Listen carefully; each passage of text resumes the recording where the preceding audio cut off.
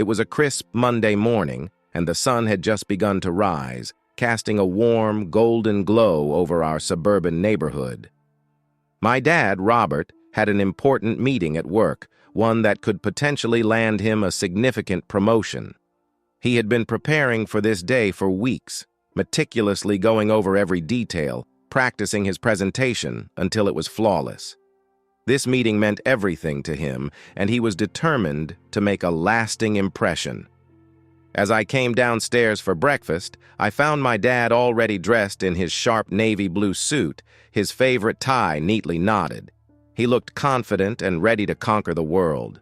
My mom, Susan, was in the kitchen, preparing a hearty breakfast to fuel him for the big day. The smell of freshly brewed coffee filled the air, mingling with the scent of bacon and eggs sizzling in the pan. "Good morning, Dad," I greeted him, taking a seat at the kitchen table. "Good morning, champ," he replied, giving me a quick smile. "Today is the day. I can feel it." "I know you'll do great," I said, offering him a reassuring nod.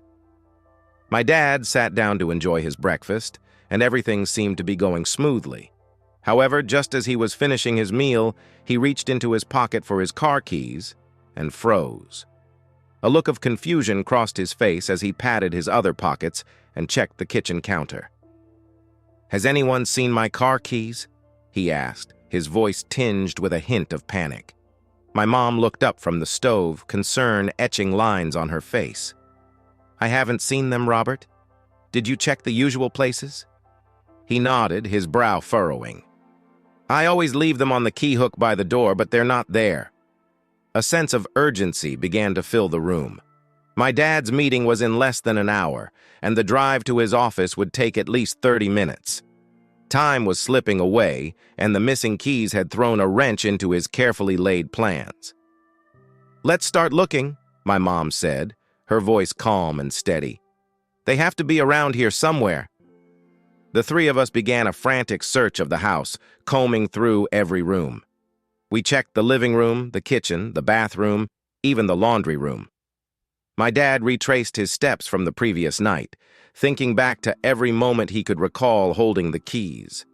But despite our best efforts, the keys remained elusive. As the minutes ticked by, my dad's frustration grew. He ran his hands through his hair, a gesture he always made when he was stressed. "This can't be happening," he muttered, more to himself than to us. I felt a pang of sympathy for him. He had worked so hard for this opportunity, and now it was slipping away because of something as mundane as a lost set of keys. I wanted to help, to do something to make it right. "Maybe they're outside," I suggested. "You could have dropped them when you got home last night."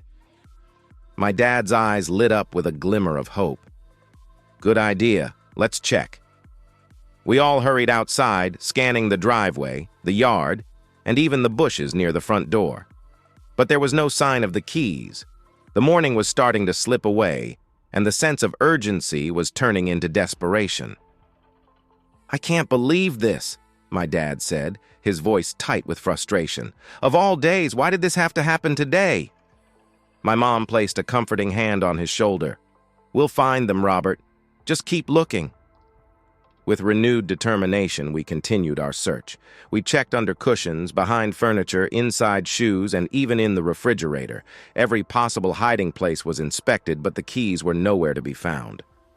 My dad's phone buzzed, and he glanced at it with a grimace. It was a reminder for his meeting, now just 20 minutes away. He let out a heavy sigh, his shoulders slumping. "I'm going to miss it," he said quietly.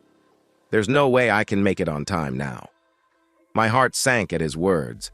I knew how important this meeting was to him, how much he had invested in preparing for it. Seeing him so defeated was painful. But then a thought struck me. "Wait, what about the garage?" I asked. "Maybe you left them in there." My dad's eyes widened. "The garage? Of course. I was working on the lawnmower last night. They could be there." Without wasting another second, we all rushed to the garage. My dad flicked on the light, and we began scouring the space. There were tools, boxes, and garden equipment scattered everywhere, but no keys. I noticed my dad's workbench, cluttered with various tools and parts. "Dad, did you check the workbench?" He nodded, but his expression was doubtful. "I think so, but let's look again." We approached the workbench, moving aside wrenches and screwdrivers, peering into every nook and cranny. And then, beneath a pile of old rags, there they were, his car keys, glinting in the harsh fluorescent light. "I found them!" I exclaimed, holding up the keys triumphantly. My dad's face broke into a relieved smile. Thank you so much." He grabbed the keys from my hand and gave me a quick hug. "You're a lifesaver." But as he looked at his watch, his smile faded. "It's too late now. I'll never make it in time." A heavy silence settled over us. The joy of finding the keys was overshadowed by the reality that my dad had missed his opportunity. He sank onto a stool, looking defeated. "I'm so sorry, Robert," my mom said softly. "Maybe you can call and explain what happened?" He shook his head. "It's no use. They needed me there in person. This was my chance to prove myself, and I blew it." I felt a lump in my throat, hating to see my dad like this. He was always the strong one, the one who kept us all together. Seeing him so vulnerable was heartbreaking. "Maybe there's still something you can do," I said, trying to keep the hope alive. "Maybe they'll understand." He gave me a weak smile. "Thanks, buddy. But sometimes things just don't go our way." With a heavy heart, my dad made the call to his office, explaining the situation. I could hear the disappointment in his voice, and it tore at me.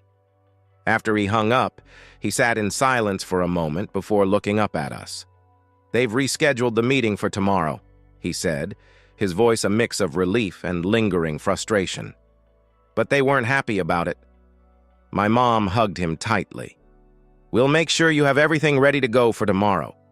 This was just a hiccup. You'll do great." I nodded in agreement.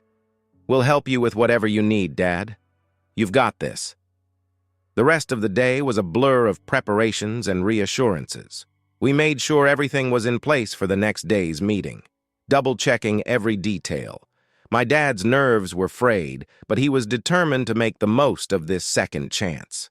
That night, as I lay in bed, I couldn't stop thinking about how easily things could go wrong, even when you did everything right.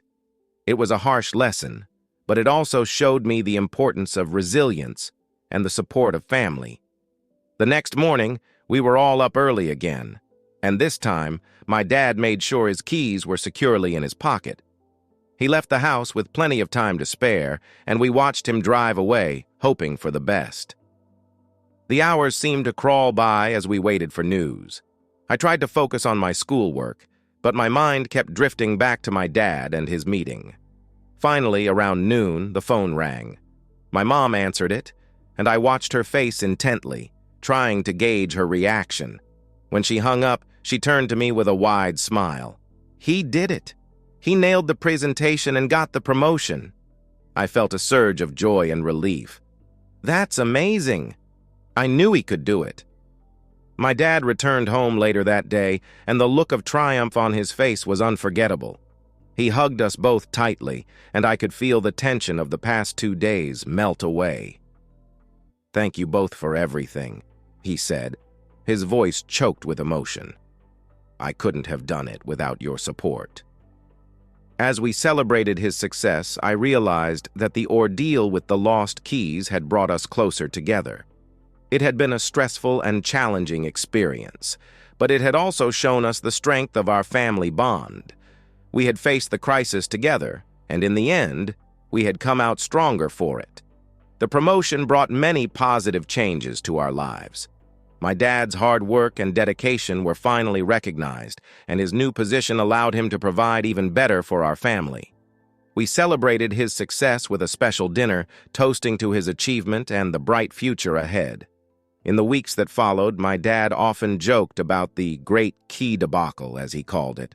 We all laughed about it, but I knew it had been a turning point for him. It had tested his patience and resolve, but it had also shown him the importance of staying calm under pressure and the power of family support. As I looked back on that day, I realized that even though it had been a small, seemingly insignificant event, it had taught me valuable lessons about perseverance, resilience, and the strength of family. Life could throw unexpected challenges our way, but with love and support, we could overcome anything. Years later, I still remember that morning vividly. My dad's success had paved the way for many more achievements, and our family had grown closer with each passing day. The memory of the lost keys had become a cherished story, a reminder of how we had come together in a time of need and emerged stronger for it. And so, life went on, with new challenges and triumphs, but the lessons we learned that day remained with us. We faced each obstacle with the same determination and unity, knowing that as long as we had each other, we could overcome anything. And in the end, that was the greatest gift of all,